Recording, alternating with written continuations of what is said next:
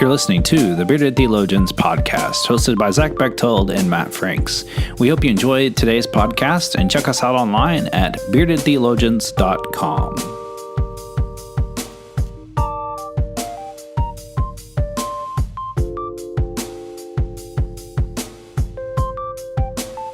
You're listening to the Bearded Theologians podcast, hosted by Matt Franks and Zach Bechtold. This week, we've asked our spouses to come on, and we've asked them to give some tips for receiving clergy spouses. Michael and Zach just moved last year, and Ashley and I are in the process of moving again. And so they have some experience in this, and we feel like it'd be a good thing for them to share. And so we'll let you share some tips for receiving clergy spouses and or families. Okay, so you're first. Yes, I'm first. So our last appointment was a little bit different because we have two churches, and so I think that caused a little bit of confusion and uncertainty into how we would be welcome. So I don't think that it was pretty typical. But one of the things that I really appreciated from another pastor's wife is when we moved in, she gave me a sheet of important information, like doctor's phone numbers, where she gets a haircut, dentist, all those types of places where I really appreciate that. So I don't have to try to figure all of that out on my own. So that's a good thing to do for incoming clergy and their families. I think the biggest tip that helped us was just making sure you have enough people to help unload. I mean, we had beds set up in the right places before everyone left so that we didn't have to try to worry about that, just the two of us trying to get everything in place to where we could even get to sleep that night. So we really appreciated those types of things, of that thoughtfulness in that area. And I'm trying to think of what would be a great tip for, when you take on a new appointment, I think it's always just remember that the spouse has probably just given up their job. They've just given up their church home and everything that they know, and they're being planted somewhere new. So just give them a little bit of grace in that area. They're probably going to be looking for a job. If you want to help them, guide them that way, that would be amazing. Since if you usually move to a place that you've never been before, you don't know what opportunities are out there. You don't know what are options. If you have contacts, networking is a great way to get jobs. And if you don't have that, it makes it more complicated. And I think probably the best thing that I've experienced when I first came into a church is that the church themselves had no expectations out of me, which meant I kind of carved my own place.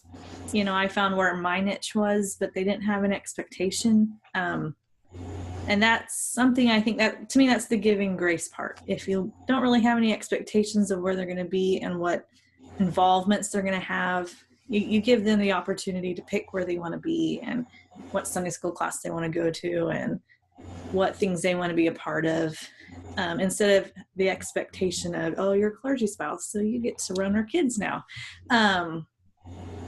It's just, like I said, giving them grace to kind of get planted into the church to figure out where they need to be and where they want to be, and to make the transition as smooth and less stressful, because it can be really stressful to start a new place. And if you're like me and you're shy, it's hard to just jump in there and talk to everybody. You need to find your space, and you need to do it on your own terms and your own way of doing it. And I would add to that and say an invitation goes a long way to a Sunday school, to an invitation to say, hey, you're free to join us. I don't know what you're doing at this time, but you're free to join our Sunday school class. And this goes to even visitors, not just for clergy family, but to not assume that we know what's going on. Yes. There's been activities that we've had this year that I've been kind of, oh, are you going to be a part of this? And I'm like, I don't even know what you're talking about. I mean, tell me what this is. I have no idea. Why would I know? I've not been here in the past. I mean, those types of things, even special holidays and how you celebrate them. Don't assume that we know, because it's different everywhere we go and we've not been there. And it's not like we're in those meetings that they're in where they're getting kind of the lowdown on stuff. And don't assume they're going to tell us all those details, because they don't think to tell us, because they generally start assuming we know too. Been there. Or I just say, did you check the email? No, there are many conversations where you just go, oh yeah, I never told Ashley about that. And there was a long, several months before I got added to our church's texting tree. Oh, wow. They didn't think to add me to that, and I didn't know. I mean, I didn't know there was such a thing. And so he'd be like, oh, it was on the text. What text? Has there been anything like special you've done with your kids as you guys have made those moves, or have kind of helped them make that transition as well? Well, one of the things we really stress with our kids, and of course we've moved a lot in the past several years. He's always in her 3rd elementary school, and she's in the 4th grade. So they're experiencing this, but one thing we do really stress is you're each other's friends. You're each other's best friends most of the time. So reminding them of that you have each other in this, that it's not just one of you, it's 3 of you going through this together. And so that helps. When we move, we typically try to have the kids at grandparents or someplace, they're having fun with their cousins and their grandparents and their aunt and uncles. And we try to get the house in order so that when they come home, they see their things already in their rooms. Their furniture's already set up, their beds are already made. And so they're coming into a home and not just a house that's kind of in a wreck, that they're trying to figure it out, that they can immediately see their toys and go play. And then we just try to really make a sport out of exploring where we're at, our new place. This is exciting. Look at all the new exciting things that we can do here now. And that's how we really sold moving here this past time, because, Zoe, our oldest, wasn't digging it. But we were able to tell her, we'll get to go hiking and we're close to camp and there's a lot of things that we can do and it'll be a lot of fun. And that helped her get excited about the transition rather than fear it. Yeah, one thing that we did this round that we haven't done previously, because I think, to me, this is the first time our girls are old enough, in my opinion, but we had them go with us for that initial visit. So they got to see the parsonage and the church when we're seeing it for the first time. In the past, we'd always kind of, we took care of all that. And then, we had them show up once we pretty much moved and they never saw anything, but they were little up until now. But and I think it's made a difference and an impact, at least with Laura, because she's the most nervous about starting a new school, because she's had I'm new, and so kids treat me not so nice already in the past. So she's a little nervous it's going to happen again. But I think her getting to actually see where her bedroom's going to be and see their new backyard, she's gotten a lot more excited about it this time around, because but like I said, this is the first year I felt like they were old enough to really be a part of it at this point, ahead of it, to get them more excited. Well, and they're also quasi familiar with where we're moving to too, because that's one of the places that we shop and frequent. It's 30 minutes from here. So I mean, we're literally like 22 minutes from here to our next church, and so it was a little bit easier, but also So I'm thinking about the transition and kind of what churches can do for you. If you could pick one thing, or have one thing that the church did for you before you got there to help that transition, what might that be?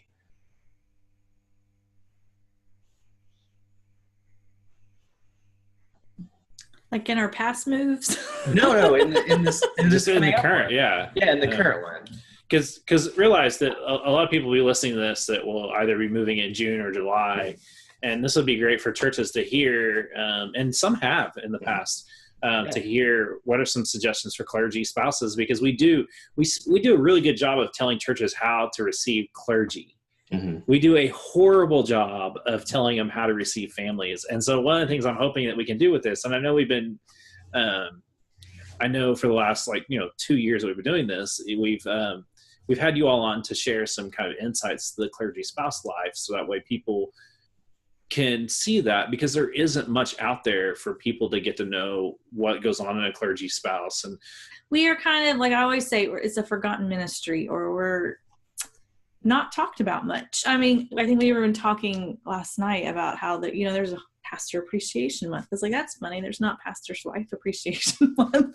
I mean, there's nothing that ever acknowledges our part. But the thing is every clergy spouse is different. You can't really say this is the one way to receive a spouse, because some, they have their life and they're still making their life work even though they're moving, and some are embracing all the changes, and some are wanting to do ministry too. I mean, it's really personal. I think the best thing would be just to welcome them, acknowledge their presence, be kind to them, and acknowledge that you're glad that they're there. And like you were saying with the invitation, I mean, I remember in our first appointment before the first UMW meeting, I had a personal invitation to, hey, if you want to, we would love to have you at UMW at this time. And that was the reason why I showed up. And then I loved that group, and I was very much a part of that.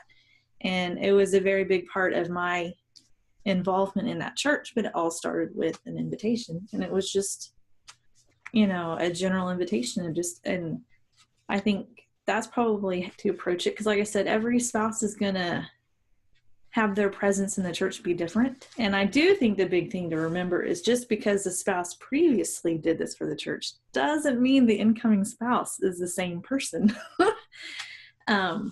Just because I did this here doesn't mean whoever comes behind me is going to do the same thing I did, or whatever. I mean, I'm just saying we're all different people, and we all have our different places in the church. And some of us have kids and some of us don't have kids. And so that's going to really affect what we do in the church. Mm-hmm. My priority right now are my kids. And so if my kids were older, then that would be different. I would be able to do more. But right now it's been adjusting my kids. But going back to the question of, before you move, for me, what would have been helpful was just a simple act of maybe finding me on Facebook and giving me a friend request, so that I know people before I step into the church. And then making the point when we do move to come up and say, hey, I'm so-and-so, we're friends on Facebook. So I can put a face to what I see on Facebook. I mean, that's something that's easy. I would imagine that most pastor spouses would be willing to accept that. Some people might not, but that's always a good start. That's a good introduction, sending them a message. I got a nice card from the UMW at our small church in Tularosa before we moved that just said, we've been praying for you. We've been praying for your kids. We're excited for you to come. And so that meant a lot to me, knowing that they're anticipating us coming. They're excited that we're going to be there. And so that helped me a lot. I was excited to go to that church and meet those ladies who signed that card. Mm-hmm. So those just simple little acts to say, I want to get to know you. I'm glad you're going to be here. I will help you in any way that I can, whatever that looks like. Well, and that card is why I asked the question, because it made a big difference for me, knowing that they were paying attention to who's coming in. And it's really funny. They wrote the card because they listened to last year's podcast with you guys on it and heard some new things. Yeah. And they actually played it, or were going to play it during their UNW meeting. Yeah. They used that awesome. as their lesson for the day, and said, well, we got to do something. And the card wasn't addressed to me. It was addressed to Michael and the kids. And it was actually a hand-drawn card from one of the members. I mean, it painted. Was, yeah. And that made a big difference for me coming in. Just in all of that transition of, all right, this is going to be okay. They're in tune with not only me coming in, but with Michael and the kids. And that makes a big difference. And that church is carried on.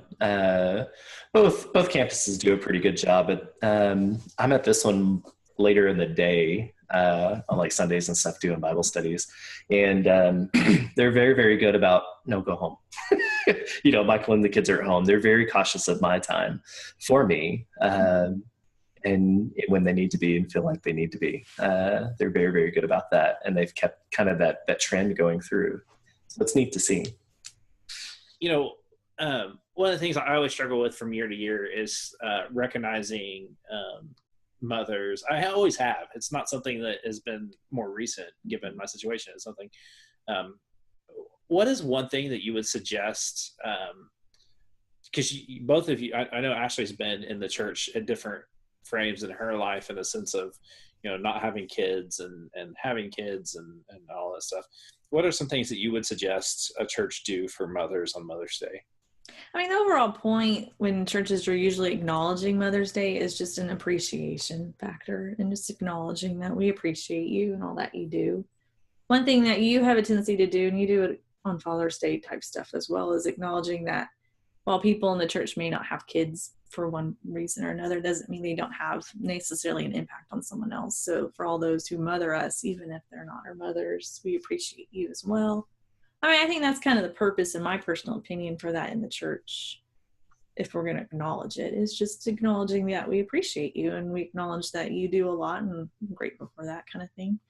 One of the things one of our churches did, and this was back when we were having babies, was acknowledge new mothers and their children and in the way that, like, they would have all babies born in the past year come up with their moms. And then they were gifted with a little baby Bible. The precious moments. Yeah. And then there was like a rose on the altar for each child that was just left up there. And so I thought that was a neat way of initiating someone into motherhood.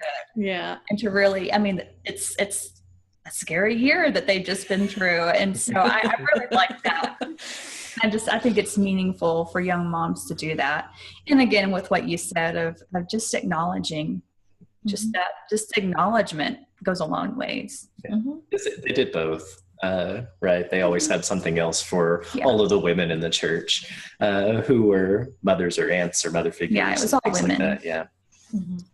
We kind of touched a little bit about it, but what is something that you want to continue to share about being a clergy spouse that you would like the world to kind of know and understand? I know we've touched a little bit about that, but we're talking more about moving, but this time I want you to kind of still talk about your experience as a clergy spouse, something maybe you want to continue to maybe have out there for the world to try to know and understand.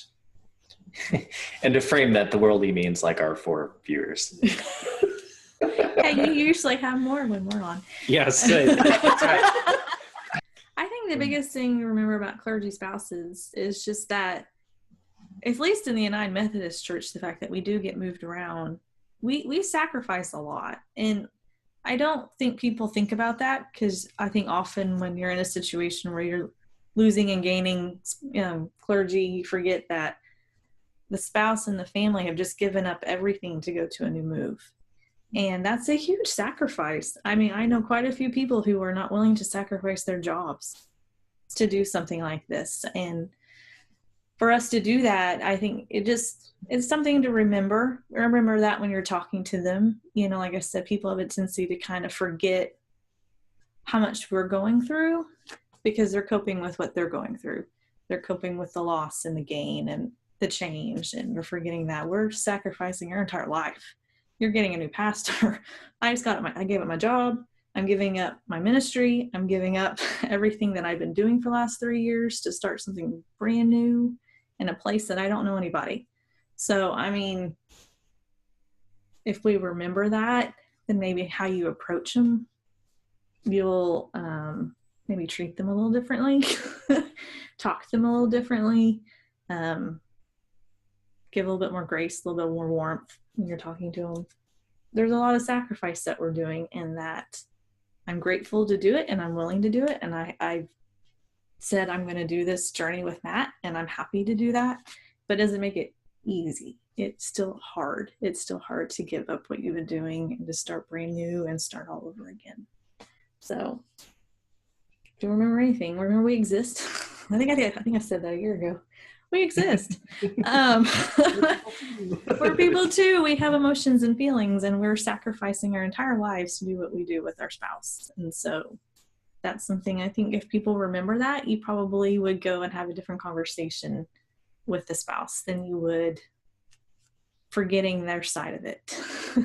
So, and then yes, I have to realize that the other people are also going through a big change, and that's hard for them too. And I acknowledge that.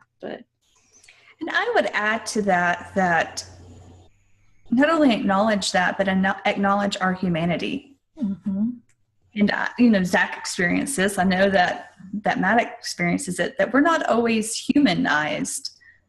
We're a staff member or whatever, and we're not so much a father first, or a husband, or even a man.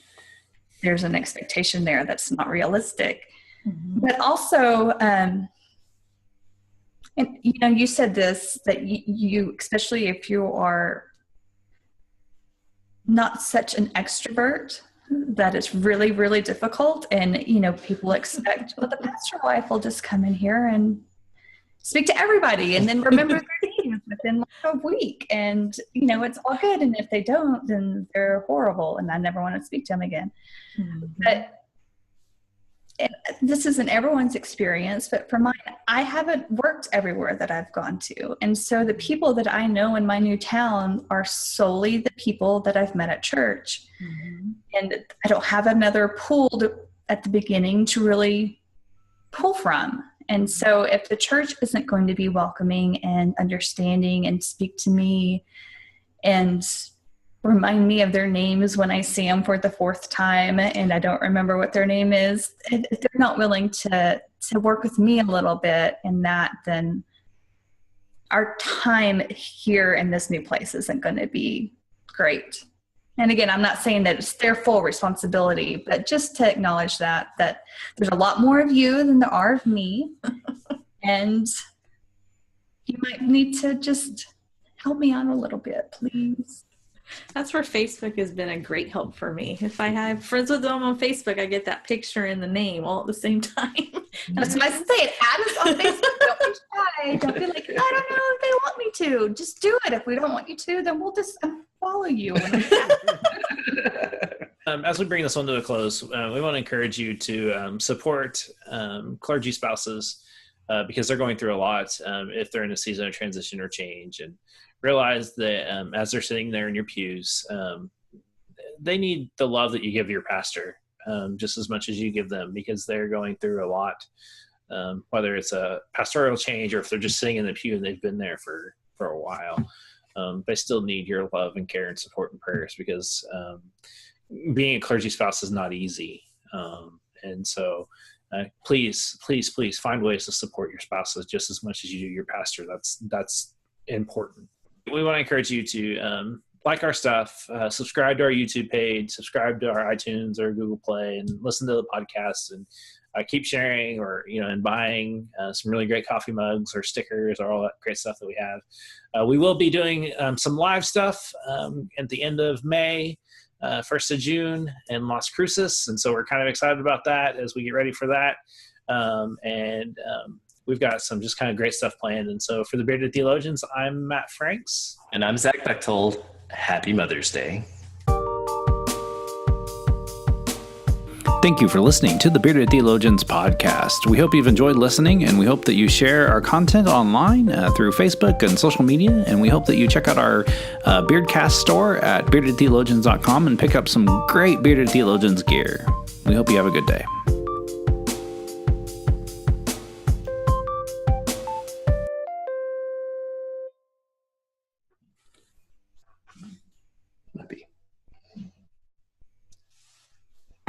You're listening to the Bearded Theologians podcast. Dang it. That's out of me. It just like, Josh, you can't do that. So you're about to start. Okay. That's good. Sorry, Zach gets it because he knows I just kind of, and then I jump in. Well, he goes away for a minute, and then he comes back. You're the crap out of me. Okay. Take a drink. You won't be able to once we're rolling. I'm good. Okay. We're actually already rolling. That's okay. I'm editing some of this. Yeah. Let's see if there says recording. Usually what that means. You're listening to the Bearded Wait, hold on. Theologians. What's the question? Sorry, I had to. Yeah, this is why it takes us an hour to do. 15-minute podcast.